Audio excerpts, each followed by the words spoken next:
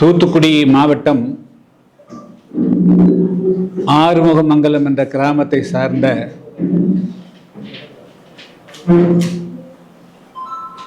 கவின் என்ற பொறியாளர் கடந்த 9 தினங்களுக்கு முன்பு பட்டப்பகலில் மிக கொடூரமாக கொலை செய்யப்பட்டார். அவர் இன்று வரையிலும் பட்டியல் பிரிவில் உள்ள தேவேந்திரகுல வேளாண் சமுதாயத்தை சார்ந்தவர். அவர் சுபாசினி என்ற சித்தா மருத்துவரோடு +1 +2 படிக்கக்கூடிய காலத்திலிருந்து நட்பில் இருந்து வந்துள்ளார். அவர் பிற்பட்டோர் பட்டியல் இருக்கக்கூடிய மறவர் சமுதாயத்தை சார்ந்தவர்.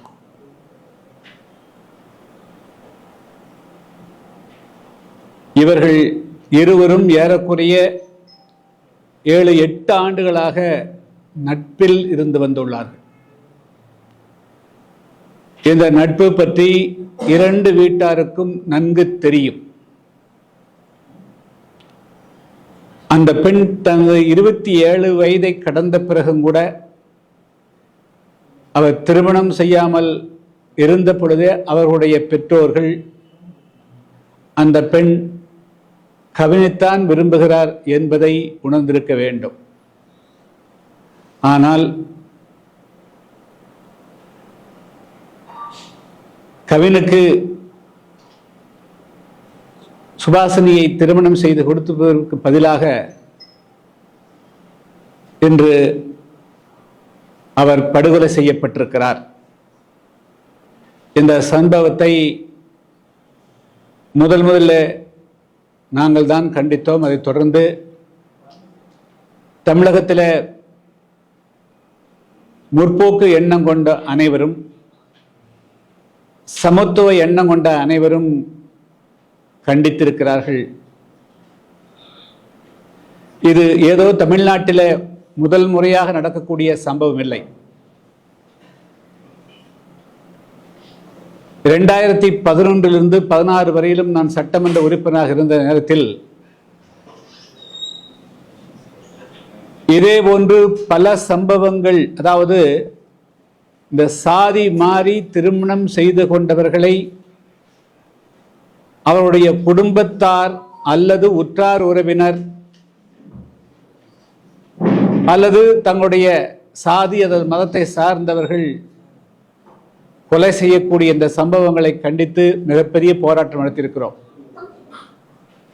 2016ஆம் ஆண்டு இது குறித்து சட்டமன்றத்தில் நான்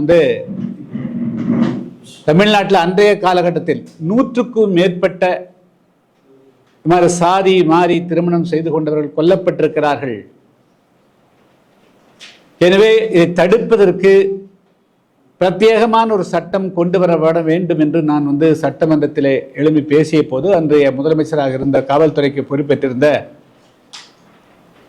மாண்புமிகு பன்னீர்செல்வம் அவர்கள் அதுக்கு அவர் ஏளனமாக பதில் சொன்னார். அன்றே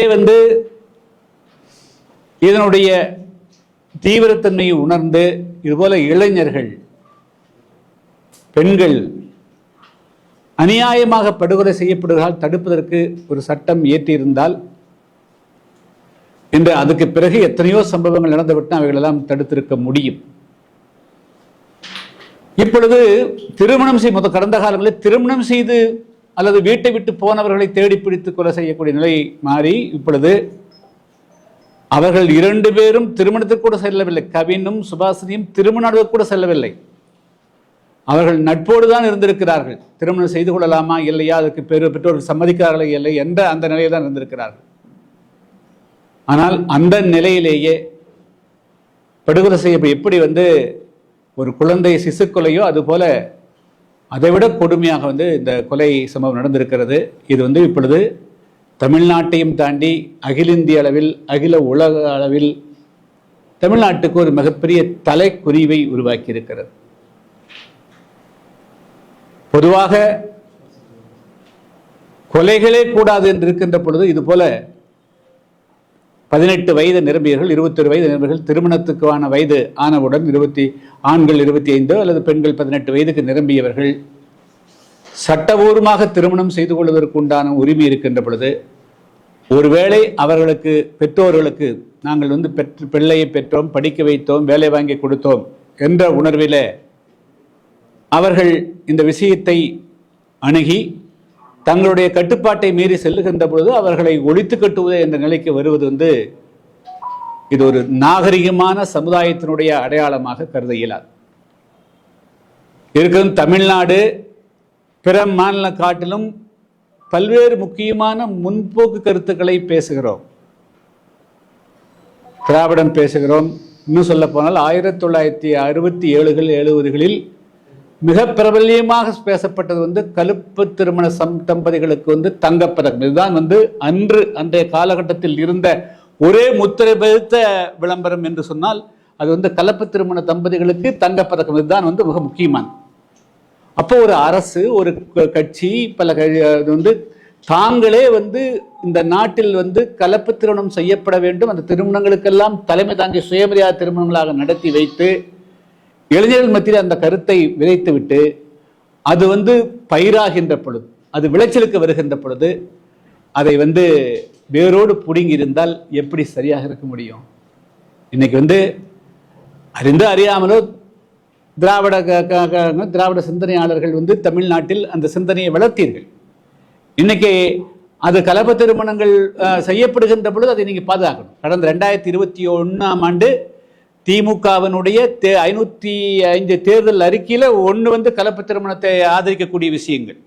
அப்போ நீங்க இந்த காலகட்ட வரையிலும் நீங்க கலப்பு திருமணத்தை நீங்கள் ஆதரித்து உங்களுடைய கொள்கையா வைத்திருக்கக்கூடியவர்கள் அந்த கலப்பு திருமணத்துக்கு ஒரு மிகப்பெரிய ஆபத்து வருகின்ற பொழுது, உள்ளிருந்தே ஆபத்து வருகின்ற பொழுது அதை தடுக்க வேண்டிய பொறுப்பும் இந்த அரசுக்கும் இருக்கிறதாக நான் கருதுகிறேன். அதுவும் குறிப்பா அரசு என்பதை தாண்டி திமுக மற்ற கட்சிகளை காட்டிலும் நாங்கள் தான் சமூக நீதிக்காக நிற்கக்கூடிய கட்சி என்று பேசக்கூடிய கட்சி. இதுல ஆச்சரியம், எல்லாவற்றுக்கும் கண்டனம் கொடுக்கக்கூடிய முதலமைச்சர் அவர்கள் ஏன் இங்க சென்னையிலிருந்தே அவர் திமுகவினுடைய சார்பாக, ஆட்சி வேறு, திமுக கட்சி இருக்குது, திமுக கட்சியின் சார்பாக இதை கண்டிச்சிருக்கணும். கண்டிக்கல. எடப்பாடி பழனிசாமி எதிர்கட்சி தலைவர் அவர் கண்டிக்கல. பாரதிய ஜனதா கட்சி அது கண்டிக்கல. இதெல்லாம் என்ன நியாயம்? ஏன் இந்த பாகுபாடு? இதுபோல ஒரு மிக முக்கியமாக குறிப்பாக விளிம்பு நிலைக்கு தள்ளப்பட்டிருக்கக்கூடிய மக்கள், இன்னும் பட்டியல் பிரிவிலே நசுக்கப்பட்டு கொண்டிருக்கக்கூடிய மக்களுக்கு ஒரு பாதிப்பு வருகின்ற பொழுது கை கொடுக்காமல், அவர்கள் பக்கம் நிற்காமல் நீங்கள் மௌனம் சாதிப்பது என்பது மீண்டும் அந்த கௌரவ கொலைகளுக்கு மறைமுகமான ஆதரவு என்று எடுத்துக்கொள்வதா, இல்லை நீங்கள் கோழைகளாக இருக்கிறீர்கள் என்று நாங்கள் கருதுவதா, அல்லது உங்களை இந்த மக்களை தேர்தல் நேரத்திலே முற்போக்கு பேசிவிட்டு தேர்தல் முடிந்த பிறகு பிற்போக்குத்தனமாக நடந்து கொள்வது என்ற எண்ணத்துக்கு போய்விடுகிறீர்கள் என்று நாங்கள் கருதுவதா? இதுக்கு அது அவர்கள் தான் பதில் சொல்லணும். எனவே இது மொத்தத்தில் இது தமிழ்நாட்டில் இந்த ட்ரெண்டு மிக அதிகமாயிட்டு இருக்குது. அதாவது அன்றைய காலகட்டத்தில் படிக்காமல் இருந்தாங்க, இன்று நீங்களே உயர்கல்வி கொடுக்குறீங்க. எல்லாம் இந்தியா ஃபுல்லாக, உலகம் ஃபுல்லாக இன்னைக்கு பேசிக் ஸ்கூல் எஜுகேஷன் தாண்டி கல்லூரி எஜுகேஷன் யூனிவர்சிட்டி எஜுகேஷன் போகிறோம். பெரும்பாலானவர்கள் தொழிற்கல்வி பயிர்கிறார்கள்.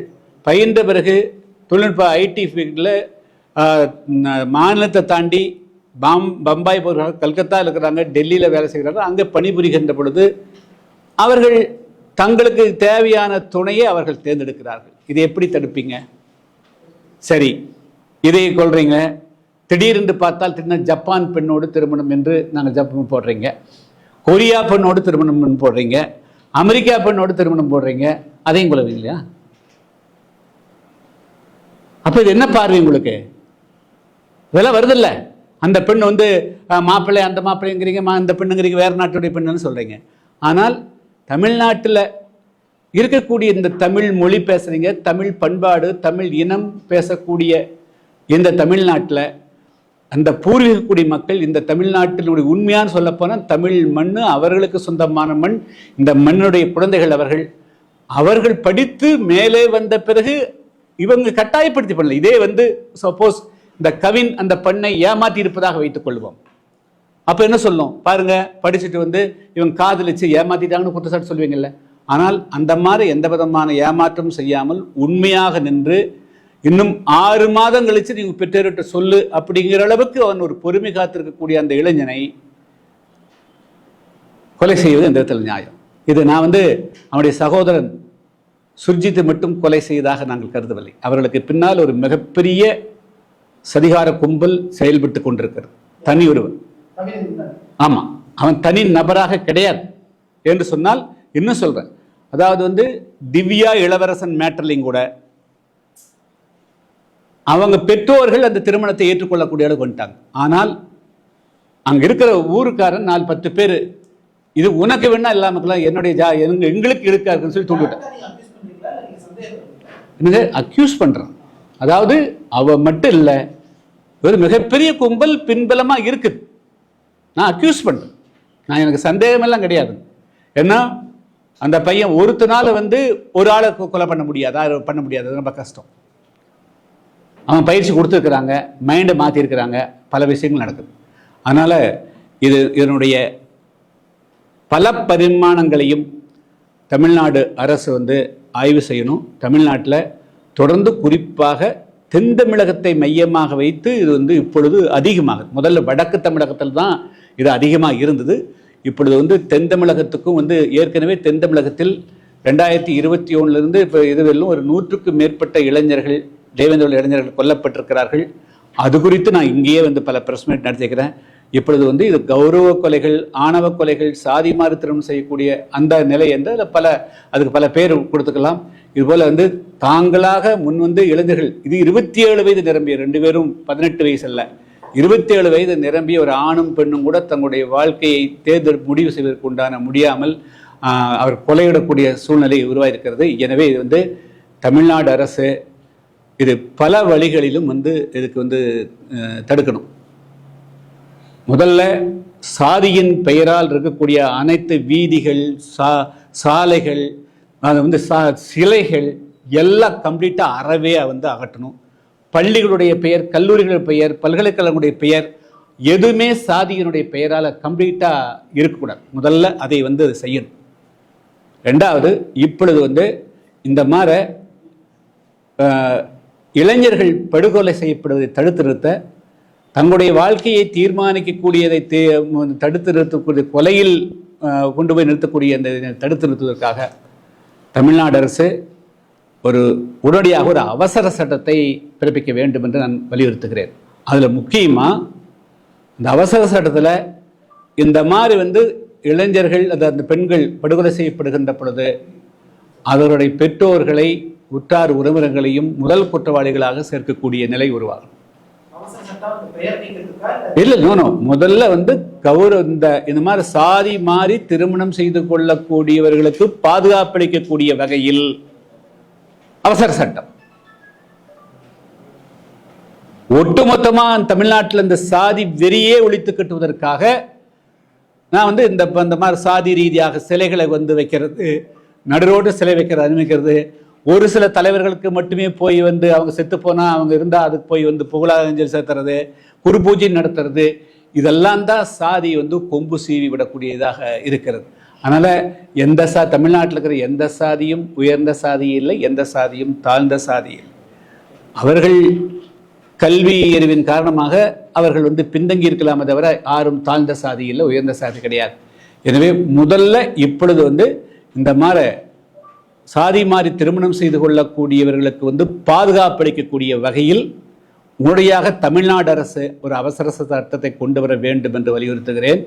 அந்த அவசர சட்டத்தில் முக்கியமாக அந்த மாதிரி வரக்கூடியவர்கள், அந்த திருமணம் செய்து கொள்ள வரக்கூடியவர்களுக்கு முதல்ல பாதுகாப்பளிக்கணும், அவங்களுக்கு வந்து உத்தரவாதமான வேலை வாய்ப்பை வழங்கணும், அந்த குற்றவாளிகளாக அவங்களை பெற்றோர்கள் சேர்க்கப்படுவார்கள் என்ற அச்சத்தை வந்து அந்த பெற்றோர்கள் அந்த குடும்பத்துக்கும் அவர்கள் சார்ந்த சாதிகளுக்கும் உருவாக்கணும். அது எந்த சாதியாக இருந்தாலும் சரி, அது எந்த சாதியிலேருந்து நடந்தாலும் சரி, இது வந்து ஒட்டுமொத்தத்தில் அவங்க தங்களுடைய வீட்டு போகிறாங்கன்னா சந்தோஷம், அந்தப்பா நீ எனக்கு விருப்பம் இல்லை, நீ போய்க்குன்னு அனுப்பணும். அதுதான் வந்து என்னுடைய வேண்டுகோள். மேலும் வந்து இந்த சாதி மாறி திருமணம் செய்து கொள்ளக்கூடியவர்கள், பழகக்கூடியவர்கள், பேசக்கூடியது, இதையே வந்து கொலை செய்யக்கூடிய இந்த வன்முறை சம்பவங்களை கண்டிக்கக்கூடிய வகையில் முதற்கட்டமாக புதிய தமிழகம் கட்சியின் சார்பாக ஆகஸ்ட் மாதம் 17ஆம் தேதி திருச்சியில் காலை 11 மணி அளவில் எனது தலைமையில் முதற்கட்டமாக ஆர்ப்பாட்டம் நடைபெறுகிறது. அதைத் தொடர்ந்து டிசம்பர் மாதத்திற்குள்ளாக தமிழ்நாட்டுடைய அனைத்து ஒன்றியங்களிலும், அதுக்கு பிறகு ராமநாதபுரம் மாவட்டம் கடலாடியில் நான் நடத்த போகிறேன், அதுக்கு பிறகு மதுரை மாவட்டம் உசிலம்பட்டி, அதே போல் ஒவ்வொரு பகுதிகளாக கிராம அளவில் ஒன்றிய அளவிலும் நடத்தி மக்கள் மத்தியில் விழிப்புணர்வுகளை உருவாக்க போகிறோம். இந்த மாதிரி கொலைகள் செய்வது எந்த காரணத்துக்கு எந்த இதுக்கும் தீர்வாகாது. அதுவும் பெற்ற குழந்தைகளை கொலை செய்வது என்பது ஏற்புடையதாகாது என்பதை வலியுறுத்தி தமிழ்நாடெங்கும் இதை ஒரு கொள்கையாக கொண்டு நாட்டில் சமத்துவத்தை உணர்வை ஏற்றுக்கொள்ள வேண்டும், தனி மனித உணர்வுகளை அங்கீகரிக்க வேண்டும் என்று வலியுறுத்தி தமிழ்நாடெங்கும் தொடர்ந்து நாங்கள் அந்த ஆர்ப்பாட்டங்கள் பேரணி மூலமாக விழிப்புணர்வுகளை ஏற்படுத்தவிருக்கிறோம். முதற்கட்டமாக இந்த சட்டத்தை கொண்டு வர வேண்டும் அப்படிங்கிறதுக்காக தான் நாங்கள் ஆகஸ்ட் மாதம் 17ஆம் தேதி திருச்சியில் முதற்கட்டமாக ஆர்ப்பாட்டம்.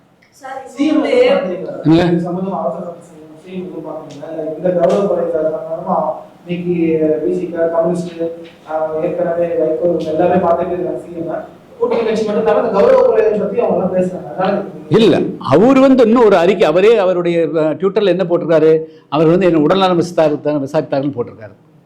அச்சா, அவர் தன்னுடைய பதிவில் அவருடைய உடல்நலம் விசாரித்தார்னு போட்டிருக்காரு. இவர்கள் தான் வெளியே நாங்கள் கௌரவத்தை பார்த்தோன்னு சொல்றாங்க.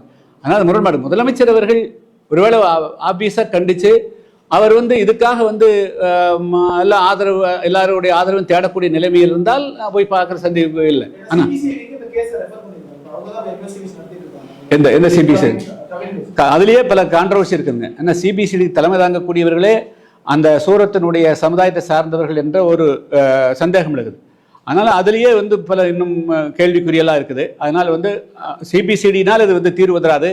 ஏன்னா இன்று பெருசாக பேசக்கூடியது நாளை நீர்த்து போதுங்க. இதே இப்போ ஆம்ஸ்ட்ராங் கொலையில் 17 பேருக்கு குண்டாஸ் போட்டுன்னு பெருசாக காட்டினாங்க, அதுக்கு ரத்து பண்ணுறாங்க. இது அவசர கோலத்தில் அந்த நேரத்தில் ஒரு பரபரப்பை தடுப்பதற்காக எதுவும் தீர்வாக. நான் சொல்கிறது ரூட்டு காசை கண்டுபிடிக்கணும். ஏன் இந்த நாட்டில் இவங்களுடைய நீங்கள் தானே கலப்பத்திரப்படத்துக்கு தங்கப்பதக்கம் கொடுத்தீங்க, நீங்கள் தானே இந்த தமிழ்நாட்டில் இது பேசுனீங்க. எதுவும் பேசாத அண்டை மாநிலம் கேரளாவில் 20% பேர் திருமணம் செய்த கலப்பத்திரம் நடக்குது. பஞ்சாபில் 40% நடக்குது, ஹரியானாவில் 60% நடக்குது, நார்த் ஈஸ்டில் 80% நடக்குது. ஆனால் முற்போக்கு பேசக்கூடிய தமிழ்நாட்டில், பெரியாரிசம் பேசக்கூடிய தமிழ்நாட்டில், அண்ணாயிசம் பேசக்கூடிய தமிழ்நாட்டில் ஏன் 2-3% தான் கலப்பத்திரம் நடக்குது. அந்த 2-3 நடக்கக்கூடிய சதவீதத்தை அதை கூட தாங்கிக் கொள்ள முடியாமல் கொலை நடக்குது. அப்போ இது உங்களுடைய கொள்கையை கொலை செய்கிற மாதிரி நீங்கள் கருத வேண்டாமா? திராவிட கொள்கையை கொலை செய்யறதாக தான் நான் அர்த்தம் எடுத்துக்கணும். உங்களுடைய பேச்சுக்கு எடுத்து உங்களுடைய தாக்கம் தான் இது நடக்குது. ஏன் உங்களுக்கு இது உங்களுக்கு கோபம் வர மாட்டேங்குது? அதனால இது நீங்க ஒன்று போட்டு போயிடுவீங்களா? அப்போ சட்டி சுட்டதடா கை விட்டதாடான்னு போயிடுவீங்களா நீங்க? அதனால இதுக்கு முழு பொறுப்பு எடுத்துக்கொள்ள வேண்டியது திமுக தான் பொறுப்பெடுத்துக்கணும். அதனால உடனடியாக அவசர சட்டத்தை கொண்டு வரணும். அவசர சட்டத்தை கொண்டு வந்தாங்க அப்படின்னு நாங்கள் வரவேற்பு, அதில் ஒன்றும் சந்தேகம் இல்லை. ஆனால் அவரை போய் பார்ப்பதற்கு உண்டான சூழ்நிலை இருக்குதா இல்லையான்னு தெரியாது. சமீபத்தில் நடந்த ஒரு ஆர்ப்பாட்டத்தில் டாக்டர் ஷாம் பேசும்பொழுது புதிய தமிழகம் கலப்பு திருமணங்களை ஊக்குவிக்காது, கலப்பு திருமணம் சாதி ஒழுப்புக்கான ஒரு கருவியாகவும் நாங்கள் பார்க்கல அப்படிங்கிறாரு. ஆனால் நீங்க இப்போ சாதி மறுப்பு திருமணத்துக்கு பாதுகாப்பு ஒரு சட்டம் ஏற்றணும். அதாவது நானே கலப்பு திருமணம் பண்ணிக்கிறேன், ஷாம் கலப்பு திருமணம் பண்ணிக்கிறாரு, எங்க டாக்டர் கலப்பு திருமணம் பண்ணிக்கிறாங்க. அது என்னன்னா நாங்கள் கொள்கை ரீதியாக சில விஷயம் கொள்கை, அதாவது ஒரு ஆணும் பெண்ணும் வயது முதியோர் திருமணம் செய்து கொள்வதற்கு எந்த தடையும் இருக்கக்கூடாது ஆச்சுங்களா. அது கொள்கை. பொதுவாக ஒரு திருமணம்ங்கிறது எல்லோருடைய ஒத்துழைப்போடு நடந்தால் நல்லா இருக்குங்கிறது. அதுபோக நாங்கள் சொல்ல வந்ததுன்னா, படிக்கிற காலத்தில் பள்ளி படிப்பு காதலில் விழுந்து படிப்பை தொலைத்துக் கொள்ளாத, இதுதான் என்னுடைய அட்வைஸ். இன்னைக்கு அதுதான் அட்வைஸ் பண்றேன் ஆச்சா. அது ஆனால் அதே சமயத்தில் நீ ஒரு ஐஏஎஸ் ஐஏஎஸ் 2 ஐபிஎஸ் படிக்கிற பெண்கள் திருமணம் பண்ணிட்டாங்கன்னா கொண்டுறாங்களா? 2 ஐஏஎஸ் கொள்றாங்களா? ஆக முடியும். அப்போ உங்களுக்கு என்ன வர்க்க வேறுபாடுகள் உங்களை தடுக்குது ஆச்சுங்களா. நாங்கள் என்ன அட்வைஸ் பண்றோம், நாங்கள் பொதுவாக நாம் இந்த சமுதாயம் அதான் நான் சொல்றேன், எல்லாருக்குமான சமூகமா இருக்கணும்க்கா தான் வந்து இதுக்கு பாதுகாப்பு கொடுங்கன்னு சொல்றோம். அவர் ஒன்றும் தப்பா ஒன்றும் பேசல. அதாவது பொதுவாக நம்முடைய கவனம் படிக்கிற காலத்தில், பள்ளி படிப்பு அல்லது கல்லூரி படிக்கின்ற காலத்தில் நாம் படிப்பில் தான் கவனம் செலுத்த வேண்டும். நாம் வந்து வாழ்க்கையில் முன்னேறுவதற்குத்தான் கவனம் செலுத்த வேண்டும். அந்த காலகட்டத்தில் என்ன திவ்யா இளவரசன் மேட்டர் என்ன, படிக்கிற காலத்திலே போனாங்க, என்ன சொல்ல வந்தாங்க, அக்யூஸ் பண்ணாங்க கடந்த காலங்களில் ஆச்சுங்களா. இவன் வந்து பேண்ட் போட்டு வர்றாங்க ஆச்சுங்களா, கண்ணாடி போட்டு வர்றான், இவன் நம்பி என்னுடைய பொண்ணு எப்படி. ஸோ அந்த குற்றச்சாட்டுகளுக்கு ஆளாகக்கூடாதுக்காக நீ வாழ்க்கையில் ஸ்டெபிலைஸ் பண்ண. நான் இன்னும் ஒருபடி மேலே போய் சொல்லிக்கிறேன். நீ வந்து செங்கல் சூளையினுடைய தொழிலாளியாக இருந்து கொண்டு செங்கல் முதலாளியுடைய பெண்ணை காதலிக்காத. நீ செங்கல் சூளை முதலாளியாக மாறிடு. உங்ககிட்ட ஒரு வேலைக்கு வந்தால் கல்யாணம் பண்ணி அந்த பொண்ணு வேற பொண்ணு வந்ததுன்னா கல்யாணம் பண்ணி நீ ஒரு புரட்சி பண்ணுற அப்படிங்கிறது நாங்கள் எல்லாம் அப்படியெல்லாம் பேசுகிறோம். ஆச்சா, அது வேறு. அது வந்து ஒரு சமூகத்தில் வந்து பொறுப்போடு எல்லா சமுதாயத்துக்காக வந்து நாங்கள் நிற்கிறோம் ஆச்சுங்களா. ஆனால் இது வந்து நாங்கள் எங்களுடைய வாழ்க்கையை தீர்மானிக்கிறோம். நான் வந்து 1 லட்ச ரூபா சம்பாதிக்கிறேன் அப்படின்னு ஆண் சொல்கிறான், ஒரு 1 லட்சம், நான் 1.5 லட்ச ரூபா சம்பாதிக்கிறேன் ஒரு பெண் சொல்லுது. 2 பேரும் அவர்களாக சுதந்திரமாக முடிவெடுப்பதற்கு உரிமை உண்டா இல்லையா, இந்திய அரசியல் சாசனம் உரிமை உண்டா இல்லையா, அந்த அடிப்படையில் அவர்களை பாதுகாக்க வேண்டிய பொறுப்பு இந்த அரசாங்கத்துக்கு உண்டு, நம்மளை போன்ற எல்லோருக்கும் உண்டு. அந்த அதாவது இல்ல பாருங்க, ஒரு நிமிஷம் இருங்க. இல்ல அது நான் சொல்றேன். அரசும் காவல்துறையும் ஆணவ படுகொலையை தடுக்கவில்லை என்றால் கீழடக்கத்தில் நடந்தது திரும்ப நடக்கும் அப்படிங்கிறாங்க. இது வந்து கலவரத்தை தூண்டும் வகையில் ஒரு பேச்சா இல்லையா? ஆமா, கலவரத்தை யார் தூண்டுறாங்க? இல்ல இல்ல இல்ல இல்ல இல்ல இல்ல யார் தூண்டுறாங்க? நான் என்ன 2004ஆம் ஆண்டு நான் கோர்ட்டுக்கு போயிட்டு இருந்தேன். 16 பேர் கொண்ட கும்பல் என் மேல வந்து வெடிகுண்டு பூசி கொல்றதுக்கு வந்தாங்க. நான் என்ன பண்ணேன்? அது ஜாதி ரீதியான அட்டம்ப்டா இல்லையா? இந்த சமுதாயத்தில் ஒரு லீடர் வர்றது கூட தாங்கிக்க முடியல.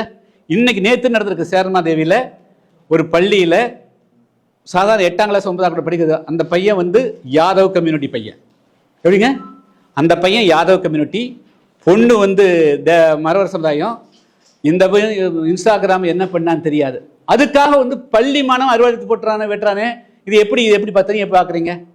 இது எங்கேயும் ஒரு சமுதாயத்தில் வந்து ஒட்டுமொத்த ஒரு சமுதாயம் இந்த மாதிரி வந்து ஒரு தாக்கல் தொடுக்கிற போது அதை வந்து நாங்கள் சுட்டி காட்ட வேண்டிய கடமை இருக்கு, எங்களுக்கு இருக்குது. இல்லைன்னா 19 வந்து அம்பெய்ய முடியாது. ஆச்சா, யார் குற்றம் செய்கிறார்களோ, யார் தவறிழைக்கிறார்களோ அதை சுட்டி காட்டினால்தான் அந்த தவறு நிறுத்தப்பட வேண்டும். தவிர எங்களுக்கு யாரையும் குற்றம் சுமத்த வேண்டும் என்ற எண்ணத்தோடு சொல்லக்கூடியதில்ல. இந்த நீங்கள் வந்து கொலையை காட்டிலும், கொலை முயற்சியை காட்டிலும் ஒரு மேடையில் பேசுறது குற்றமாயிருமா? எந்த நேரத்தில் ப்ரொவோகேஷன் வருது? நீங்க வந்து பட்டப்பகல்ல 3:30 மணிக்கு நீ சாதி பார்த்தானே வெட்டின.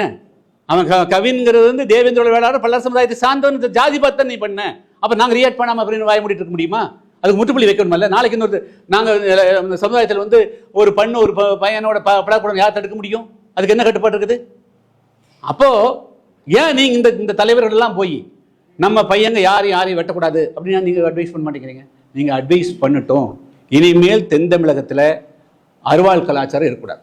சார், பொதுவாகவே வந்து இப்போ பாதிக்கப்பட்டவங்க தலித் அருந்ததிகள் இவங்க பேரை வந்து நம்ம சொல்லி நிறைய நியூஸ் வந்து நம்ம வந்து நம்ம கேள்விப்படுறோம். ஆனா யார் இந்த விஷயத்தை தூண்டினாங்களோ செஞ்சாங்களோ அவங்களுடைய சாதி பெயரை வந்து ஏன் வெளியிட மாட்டேங்கிறாங்க? இது பத்தி உங்களுடைய அதான் இதுதான் இங்க பாருங்க. அதாவது இப்ப என்ன, இது சனாதனம்னு சில பேர் பேசிட்டு போயிடுறாங்க, ஆணவ படுகொலைன்னு பேசிட்டு போறாங்க. இதுக்கெல்லாம் இந்த முகவரி உண்டா? யார் செய்யறாங்களோ, எந்த சாதி செய்தோ அதை குறிப்பிட்டு தான் சொல்லணும். நான் என்ன சொல்றேன், தமிழ்நாட்டில் யார் பாதிக்கப்பட்டாலும் பாதிக்கப்படும் சொல்லுங்க, யாரால் பாதிக்கப்படுறோ அதையும் சொல்லுங்க. அந்த வகையில் தான் சொல்றோம். எங்களுக்கு வந்து தனிப்பட்ட முறையில் இந்த சம்பவம் நடக்கல, நாங்கள் இதுக்கு மீட்டிங் போட போறோமா?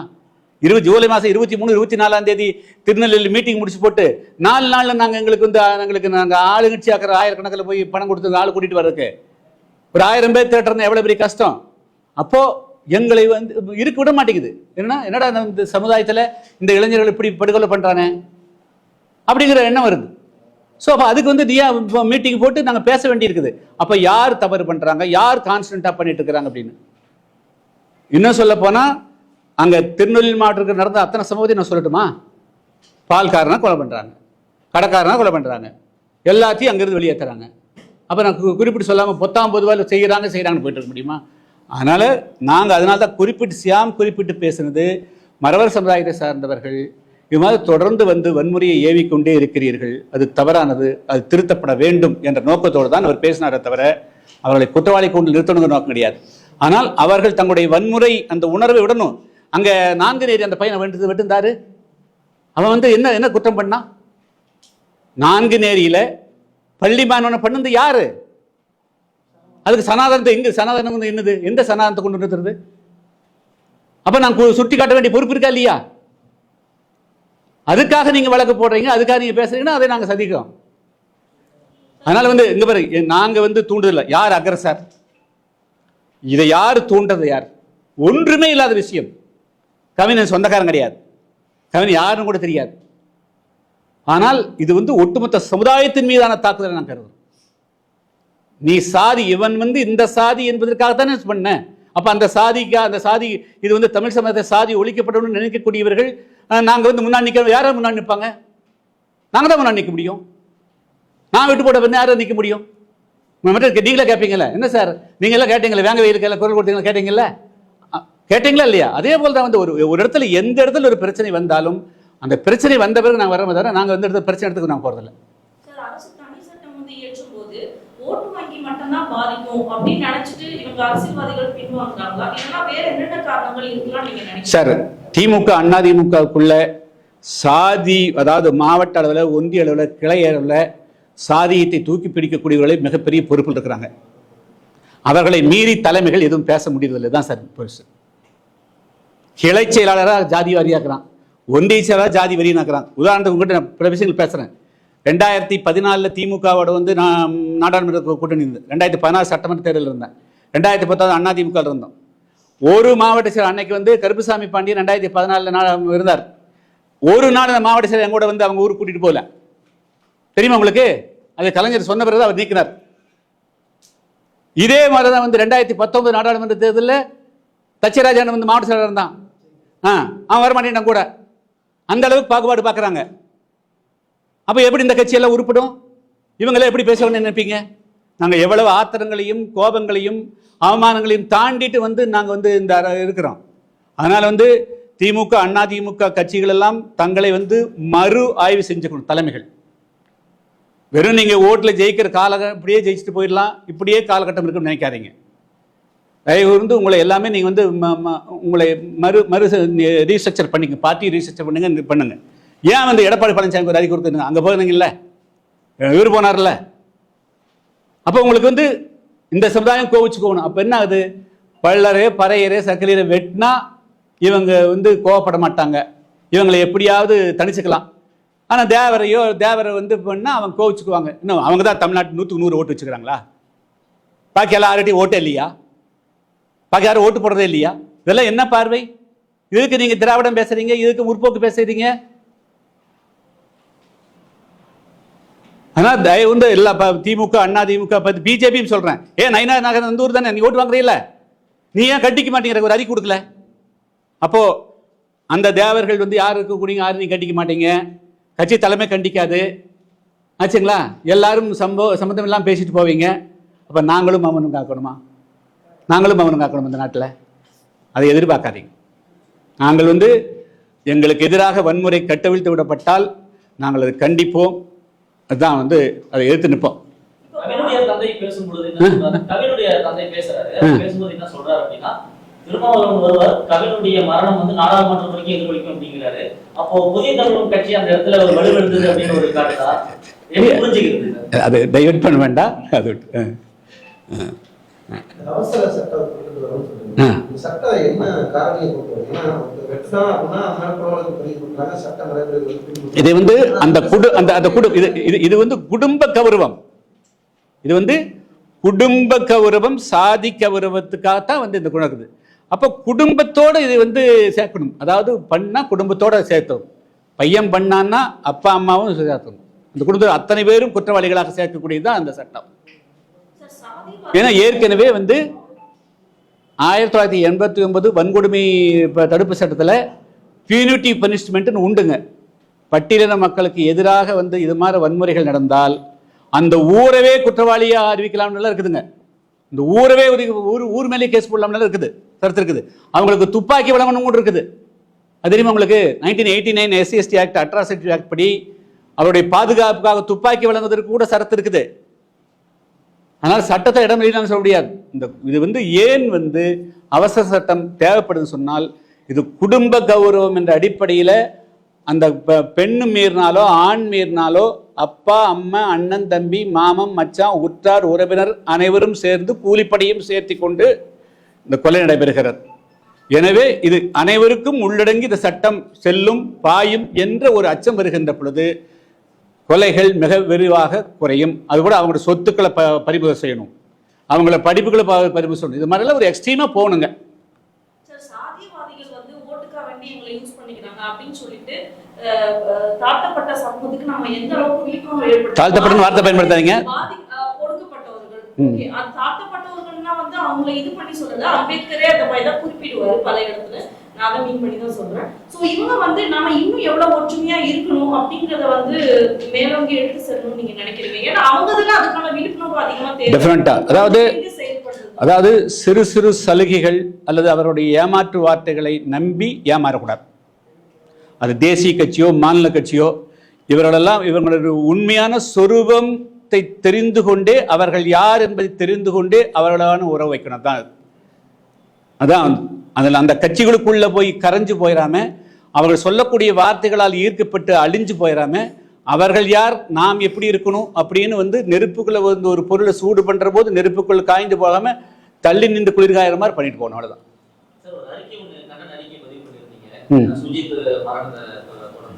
அதுல வந்து அமைச்சர்களும் புதிய புரோக்கர்களும் போனதுக்கு அப்புறம் தான் பாடி அவங்க அப்பா வாங்கினார், உறுதியா இருந்தாருன்னு சொன்னீங்க.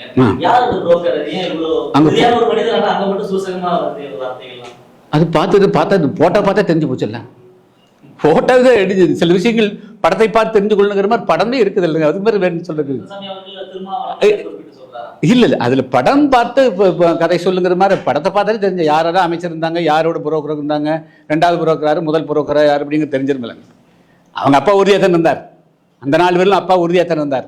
நான் வாங்க மாட்டேன், அந்த தாயை அந்த அம்மாவை கைது செய்வது வாங்க மாட்டேன் தான் இருந்தார். போய் எல்லாரும் சுற்றி குட்டி போன மாதிரி சுற்றி வந்து நாங்கள் பார்த்துக்கிறோம். இவங்க என்ன பார்ப்பாங்க? என்ன பார்ப்பாங்க? எத்தனை நாள் பார்த்துருக்குறாங்க? எந்த விளக்கில் பார்த்துருக்குறாங்க? அன்னைக்கு வந்து இந்த மந்திரி அமைச்சரை கூல் பண்ணுறது அல்லது அவங்ககிட்ட சில சலுகைகள் எதிர்பார்த்து அந்த பாடி அங்கிருந்து வாங்கி பாடி வேண்டியாக தான் செயல்படுறாங்க. தவிர என்னது, இங்கிருந்து போனவர்கள் நாங்கள் உங்களோடு நிற்போம், அதோட ஒரே வரி வந்திருக்கணும். உங்களோடு ஆரை பார்க்கணும். நீங்கள் அமைச்சரோட போய் பாருங்க. அமைச்சர் உங்களுக்கு என்ன சம்மந்தம் இருக்குது? நீங்கள் தனி கட்சி தான் நடத்துறீங்க, தனி இயக்கங்கள் தான் நடத்துறீங்க. அவங்களோட உட்காந்து நீங்கள் பேச வேண்டிய அவசியம் வந்தது. நான் மக்களை சந்திக்கிறோம், அவருடைய கோரிக்கை அவர் பேசுகிறார், அவர் பேசுகிறது நியாயம் இருக்கும், நாங்கள் இவங்களுக்காக போராடணும். அப்படி ஒன்றும் போராடலையே. Okay, thank you.